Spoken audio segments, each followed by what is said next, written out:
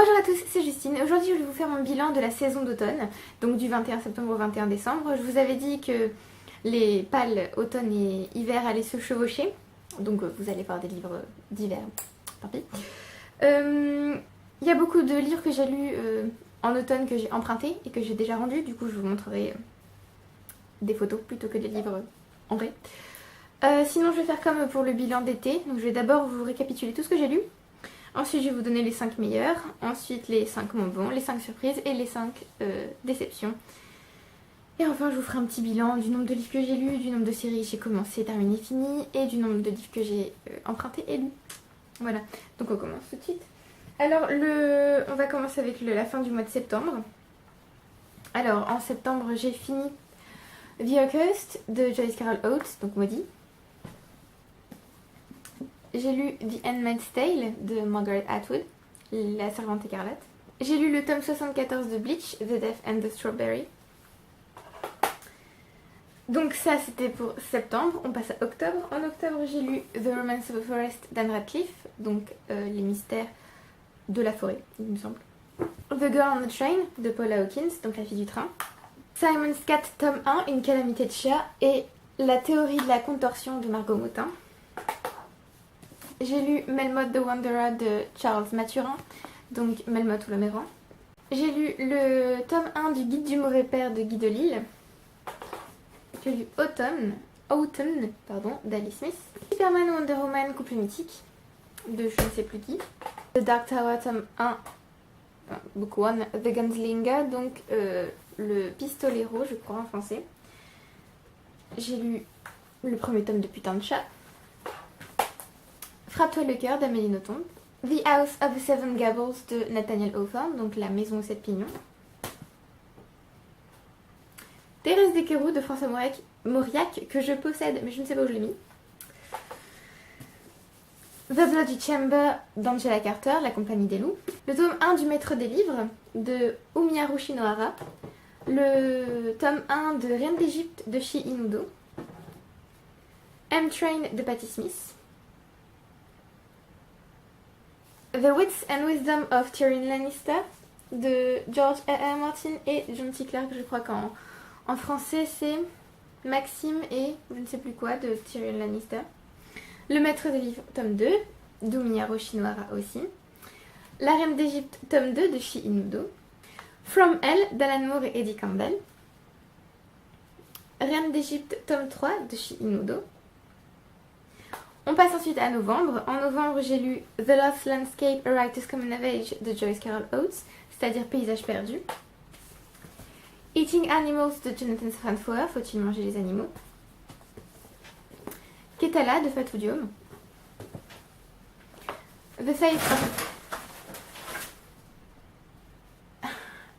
of a Writer, Life Crafts Art de Joyce Carol Oates, donc la foi d'un écrivain. Chat extraordinaire illustré de Dorica Lucasi. Trois ombres de Cyril Pedrosa. The Scarlet Letter de Nathaniel Hawthorne, donc la lettre écarlate. Et Fairest de Marissa Meyer, donc le troisième tome et demi des Luna Chronicles, qui s'appelle en français Levana. Et enfin en décembre, j'ai lu The Beginning of a World in the Middle of the Night de Jane Campbell. Norse Mythology de Neil Gaiman, donc la mythologie viking. Into the Water de Paula Hawkins, Au fond de l'eau. Paradise Kiss d'Aizawa.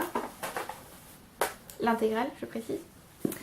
Christmas Days, 12 Stories and 12 Feasts for 12 Days de Janet Winterson. Le liseur du 6h27 de Jean-Paul Didier-Laurent. Lettre à Hervé d'Éric Sagan.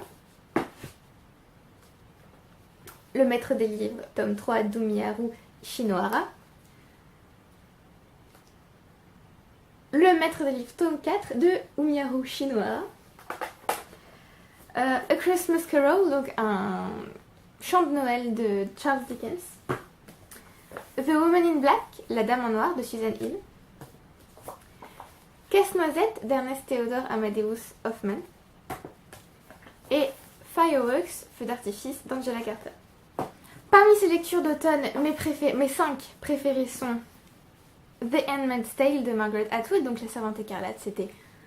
C'était génial, c'était intense, c'était triste, c'était difficile à lire, mais ça faisait réfléchir et c'est malheureusement d'actualité. J'ai adoré l'écriture de Margaret Atwood, j'ai adoré découvrir ce qu'elle faisait du système politique américain dans le futur, donc c'était vraiment, vraiment génial. Et on traite bien sûr de la condition de la femme, toujours la question de comment la femme est traitée par la société, tout ça, c'était génial. Et cette édition est magnifique. Le deuxième livre, c'est Autumn d'Alice Smith. J'ai beaucoup aimé, c'était très beau. J'adore aussi comment Alice Smith écrit. J'ai aimé que ce soit aussi d'actualité puisqu'elle parle du Brexit. Enfin, c'était d'actualité à l'automne dernier. J'aurais dû le lire à l'automne dernier, mais je ne savais pas qu'il existait. Donc ça parle du Brexit et j'ai adoré la relation entre Daniel et, mon Dieu, je ne me souviens plus de son prénom, Elisabeth. J'ai trouvé ça très beau et j'ai adoré, voilà, c'était excellent. Et j'ai hâte de lire Winter d'Alice Smith, qui m'attend d'ailleurs dans ma palle. Le troisième, c'est The Blood Chamber d'Angela Carter, donc La Compagnie des Loups. Ce livre est magnifique. Et ce sont des réécritures de contes pour la plupart, mais pas que, puisqu'on a aussi une réécriture du mythe du vampire, on va dire. C'était vraiment très bien, j'ai adoré l'écriture et j'ai aimé que ce soit pas conventionnel, que ça surprenne le lecteur. J'ai aimé les réécritures, enfin surtout une des réécritures de La Belle et la Bête, et j'ai adoré la réécriture de Barbe Bleue qui est ma préférée de tout le recueil, donc je vous le recommande fortement. Ensuite vient Eating Animals, Faut-il manger les animaux de Jonathan Safran Foer. Bon, ce livre a un peu changé ma vie, donc c'est normal qu'il soit dans ce top 5. J'ai adoré qu'il mêle à la fois sa vie personnelle et ses recherches sur l'industrie alimentaire américaine. C'était vraiment très bien. Il laisse aussi parler des gens, donc on sait que... Enfin, il est... Comment dire ? Il n'est pas moralisateur, il n'est pas en mode vous devez arrêter de manger de la viande. Il nous explique comment ça se passe, et si on choisit de manger de la viande quand même, voilà, c'est comme ça. Et voilà, c'était aussi très bien écrit, c'était très bien fait, et j'ai aimé aussi qu'il continue à garder de l'humour, tout en nous parlant d'un sujet quand même très peu drôle, on va dire. Voilà. Et le dernier, c'est The Woman in Black de Susan Hill, donc la Dame en Noir, ce livre. En un peu plus de 200 pages, l'auteur crée une atmosphère que j'ai adorée. C'était une très bonne histoire de fantômes. J'ai vu beaucoup de commentaires négatifs de personnes qui disaient qu'en 200 pages, on ne pouvait pas écrire une bonne histoire de fantômes puisque l'atmosphère n'était pas bien installée, tout ça. Et moi, j'ai trouvé que c'était génial. La fin m'a traumatisée. C'était parfait. Donc parfait pour une petite histoire de fantômes, pour se faire peur à Halloween ou à l'hiver. Voilà. Donc c'était mes 5 préférés. On passe aux 5 que j'ai le moins aimé, on va dire. Alors, il n'y en a pas 5 dans ma liste, il n'y en a que 4. Donc, le premier, c'est The House of the Seven Gables de Nathaniel Hawthorne. J'ai pas du tout aimé. J'ai aimé l'écriture, mais j'ai pas réussi à entrer dans l'histoire. J'ai pas réussi à accrocher au personnage. J'ai trouvé qu'il y avait trop de clichés. Et non, ça l'a pas fait pour moi. J'étais plutôt agacée que prise dans l'histoire. Dommage. Ensuite, un livre qui m'a déçue. Untrained de Patti Smith, j'avais adoré Just Kids et ce livre-là était trop... Non, l'auteur et moi avons pris des chemins différents, clairement. Elle parle beaucoup de religion et sa vision du monde n'est pas du tout la mienne, donc j'ai pas du tout réussi à apprécier son mémoire. Un peu dégoûtée, mais bon, tant pis. Ensuite, un autre livre qui m'a beaucoup déçue, si je le retrouve bien sûr, c'est Le liseur du 6h27 de Jean-Paul Didier Laurent. Puisque dans le synopsis c'est écrit un concentré de bonne humeur, et non, c'est faux, ce livre n'est pas du tout un concentré de bonne humeur. Et du coup, en fait, c'est vachement négatif même comme livre, je trouve, assez déprimant. Et il y a beaucoup de clichés aussi sur l'histoire d'amour qui tombe de nulle part, et le personnage très sensible qui ne fait absolument rien pour changer sa vie. Donc ça m'a un peu agacée. Voilà. Et enfin, le dernier livre que j'ai le moins aimé, c'est Lettre à Hervé d'Éric Sagan. Puisque le personnage ou l'auteur, je ne sais pas trop, est très misogyne et non, je ne peux pas aimer un livre où le personnage est misogyne. Viennent ensuite les surprises. Alors la première surprise de la saison, c'est... Je vais vous retrouver. The Girl on the Train de Paula Hawkins, La fille du train. Je ne pensais pas du tout aimer autant ce livre, je m'attendais à un thriller normal quoi. Et non, j'ai beaucoup aimé l'écriture, j'ai beaucoup aimé le suspense que l'auteur mettait, sa façon de... La psychologie des personnages qu'elle créait, sa façon de rendre le narrateur... le lecteur ne peut pas avoir confiance dans le narrateur et j'adore ça. Et voilà, j'ai trouvé ça vraiment très très bien. J'ai préféré son deuxième livre, Au fond de l'eau, mais du coup c'était plus une surprise parce que je savais que j'avais aimé. Ensuite, ma deuxième surprise. From Hell, une autopsie de Jack l'Éventreur d'Alan Moore et Eddie Campbell. Ce livre, je m'attendais pas du tout à l'aimer autant. Je pensais le lire en me disant bon allez, ça va me faire un peu peur pour Halloween. Et en fait, c'était vraiment très très bien. C'est un des meilleurs romans graphiques que j'ai jamais lu. C'était excellent. C'était vraiment la vision de Londres, la vision de la relation homme-femme. J'ai vraiment beaucoup aimé et j'ai appris énormément de choses. Une autre surprise, 3 ombres de Cyril Pedrosa, que j'ai adoré, qui fait partie de mes romans graphiques préférés maintenant. Très triste, qui aborde un sujet assez peu abordé, il me semble, dans les romans graphiques, si je ne m'abuse. Enfin, j'en lis pas beaucoup, donc peut-être que je me trompe. C'était vraiment, vraiment, vraiment très bien. Et j'aime beaucoup les graphismes. Voilà.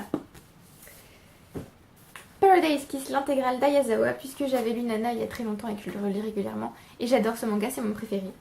Et je me disais que Paradise Kiss ne pourrait jamais être à la hauteur, et en fait si. Donc voilà, j'ai adoré et j'ai été surprise d'adorer autant. Les déceptions. La première déception, c'est La théorie de la contorsion de Margot Motin. J'avais beaucoup aimé le premier tome de cette BD, on va dire, si on peut parler de tome. Et celui-là, en fait, ne m'a pas fait rire autant que le premier, même j'ai vraiment pas beaucoup ri, en fait. Du coup, j'étais un peu déçue, je m'attendais à beaucoup mieux. J'ai aussi été déçue, du coup, par M-Train, puisque je m'attendais vraiment à aimer, et que finalement, il se retrouve dans les pires du mois, enfin, de la saison, donc bon, voilà. J'ai été déçue par Ketala de Fatou Diom puisque j'avais adoré ce livre la première fois que je l'avais lu et là en fait j'ai trouvé plein de petits défauts au livre, plein de choses qui m'ont... Du coup j'étais dégoûtée. Mais je lirai quand même d'autres œuvres de l'auteur, peut-être que ces autres romans ont moins de petits défauts comme ça. Ensuite j'ai été déçue par The Faith of a Writer de Joyce Carol Oates, La foi d'un écrivain, puisque je m'attendais à ce qu'elle parle de sa façon d'écrire tout ça et en fait j'ai plutôt trouvé que c'était un espèce de catalogue d'autres auteurs. De l'analyse de l'écriture d'autres auteurs et du coup j'étais un peu déçue de voir ça. Bon, elle parle parfois d'elle-même mais bon, beaucoup moins que dans ses autres non-fiction du coup, voilà. Et enfin ma dernière déception c'est A Christmas Carol, un chant de Noël. Oui, je sais, c'est très étrange mais en fait c'est parce que j'ai pas réussi à entrer dans le livre, c'est à dire que c'est pas la faute du livre et c'est pas du tout un mauvais livre et j'ai quand même beaucoup aimé, mais j'ai pas réussi à entrer dans un chant de Noël. J'ai beaucoup plus apprécié Les Carillons et L'homme hanté, je crois. Mais pas un conte de Noël. Du coup, je pense que je vais le relire l'année prochaine. J'espère que ça ira mieux. Voilà, donc pour mon objectif de la saison, j'ai lu 45 livres en tout. J'ai fini 2 séries. J'en ai continué une et j'en ai commencé 6. Très mauvais, très mauvais. J'ai commencé 6 séries à la fin de l'année. Pourquoi ? Et j'ai lu 22 livres que j'ai empruntés, sachant que je me suis remise à aller à la bibliothèque, du coup je n'ai pas vraiment lu les livres que j'ai présentés dans ma vidéo où je parle des livres que j'ai empruntés. Et j'ai plutôt emprunté de nouveaux livres, donc bon, voilà. Bon, c'est tout pour cette vidéo, j'espère que vous avez apprécié. N'hésitez pas à me dire ce que vous avez lu en automne, si vous avez lu certains de ces livres, dites-moi. Si vous en avez lu d'autres, dites-moi. Si vous avez autre chose à me dire, je vous en prie. Et je vous retrouve bientôt pour une prochaine vidéo. Bye!